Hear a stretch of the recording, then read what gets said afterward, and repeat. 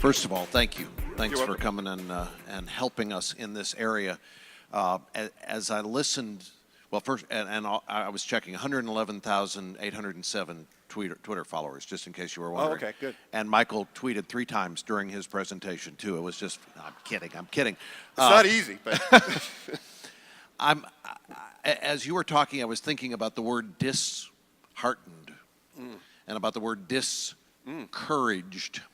And I think a lot of us, in situations where business is hard, life is hard, ministry is hard, your heart faints. I was thinking about biblical prophets who preached and no one listened. Yeah. And they kept preaching. You've been through turbulent economic waters. You talked about sitting in an empty office and weeping over a failed business. You've been in an evolving publishing world. How do you maintain heart when the swirl going on around you, or when the quarter didn't turn out the way you hoped the quarter would, or the book didn't do what you hoped the book would do? How do you keep leading? How do you keep heart?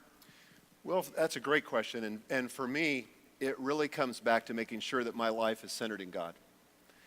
You know, ultimately, He is the true North Star that doesn't move. You know, everything around us is in turbulence and moving. But to get reoriented to Him and to trust in His kindness, that He's not almost sovereign. He's sovereign. You know, God works all things together for good, even the hard things, even the difficult things, so that I can become, well, first of all, it's for His own glory, but so I can become who He's made me to be. And that doesn't get expressed on easy street. Right. It doesn't for me. And I have to trust that those hard things are appointed for me by a good and gracious God who is fully committed to a good outcome in my life and in what He's created. So I get more and more just happy to rest in that. And when you have a tough quarter, how do you know the difference between, I mean, here you are riding and the ship's going down a little bit, and you think, okay, is it time to, is God sending me a new direction? Or do I keep riding and believing that this is where I'm going to be? How do you discern that? Man, I don't know. I think through prayer, through counsel with friends, because it's really easy to bail in the middle of a story. And the toughest part of any journey is the middle. Have you ever tried to swim out to an island and you get halfway out there and you say, this didn't look that far from the shore? Right. But now I'm too far out to turn back, but I'm not sure I've got the strength to finish. That's how it is with every journey. It's with your marriage, with your kids, running a half marathon or a full marathon. There's always that middle of the story. And I want to persevere through that. And I don't want to bail on that. And too many people get these, spiritual reasons to leave in the middle of that, and they go from one journey to the next, bailing out in the middle and never learning what they were intended to learn. And then it's just kind of like the Israelites in the desert. It's another lap around the desert. You've had situations in business where friends, trusted colleagues, co-workers came in and said, I think God's calling me somewhere else. And it's a gut check time for you because you thought, I thought we were in a bunker, I thought we were doing this thing together, and now there's a sense of abandonment. Even if you agree that maybe God's calling them somewhere else, there's just a loss there. Yeah. How do you maintain your heart in the midst of that?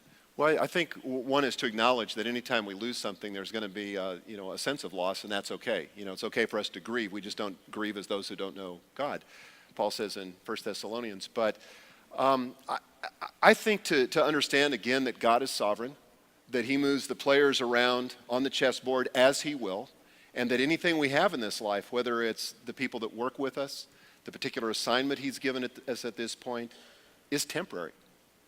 And He can change that anytime He wants. And for me, it's another gut check time to just say, okay, who's my Lord? Who's my King? This is His business, and I need to acquiesce to that joyfully. And to rejoice in the fact that God may be moving someone else to another assignment, and to bless them and celebrate that with them. I'm not saying it's easy. I'm just saying that that's something I have to remind myself of so I can be on the right side of God's plans and purposes. Have you had times in your life when your confidence, your sense of, I know who I am and I know what I'm good at, when you thought, do I really? Not more than about once a week now. But literally, when I became the CEO of Thomas Nelson back in 2005, I thought it was, I mean, this thought kept running in my mind. It's only a matter of days before they figure out I don't know what I'm doing, and they'll come and haul me off. And it's almost like every assignment I get is like that. I think, I don't have a clue. You know, I may have a clue, but I don't have much more than a clue. But I just kind of keep stumbling forward. And I've had those nights where I wake up in the middle of the night, and I'm afraid. Like in the middle of the recession in 2008, and we had to lay off 20% of our workforce, and we did it in 2 waves. I'm going to tell you, I had many sleepless nights where I asked myself, am I doing the right thing? How can I do this? Where's God? All of that, I've been through that and continue to be through that. And the pastor who's preaching, and there are fewer people here this week than there were last week, and one couple came in and said, we're going to another church, and he's just taking that deep breath and going, am I in the wrong line of work, or am I doing what God's called me to do? How would you coach him to determine, do I press on, or do I make a shift?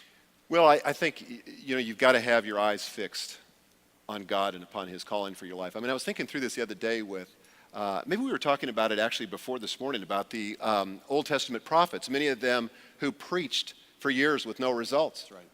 I mean, Noah wasn't exactly, you know, a sterling success in his day. Like, nobody listened to him. And I think that's, you know, been repeated through church history. And so you cannot judge the validity of your ministry always, or even your business, by the results. I think there's, you know, you got to pay attention to it and ask, is God speaking through this? But I think you've got to be fixed on his calling in your life and not waver from that. And that's what I always do in the midst of this. I keep going back to, okay, Lord, are you telling me that you're moving me to something else, or is this a time to stand and to count on you? And thankfully, I've also got a good wife who's an enormous encouragement to me. All of us have had times that we look back on and we go, if I knew then what I know now, I'd have made a different decision. We look back and we go, boy, I wish I batted 1,000 in my decision making. We don't. How do you keep that from draining the heart out of you when you look back and go, I messed up, I failed, I should have said no, and I said yes? Well, this is the secret to wisdom. You know, if you want to be wise, I suppose some people could get here without the experience of making mistakes, but I find that that's what gives me the most wisdom. Well, I have a group of guys that I mentor, 8 guys, and they always want to hear about my failures. And thankfully, I've got, you know, a never-ending supply of them. But that's because I've learned things in those experiences the hard way. I've been battle-tested in a way. And so the fact that you've made mistakes, that's awesome. You know, somebody else can avoid those mistakes or not make the same mistakes. But I don't lose heart over those. I mean, I just kind of just reconciled with the fact that, yeah, that's my life and I'm going to fail, and I haven't failed for the last time. I'm sure I'll keep failing. But that's the stuff that gives you the spiritual authority and the wisdom to speak into other people's lives. Very helpful, very encouraging. Michael, thank you. Thanks, Bob. Michael Hyatt.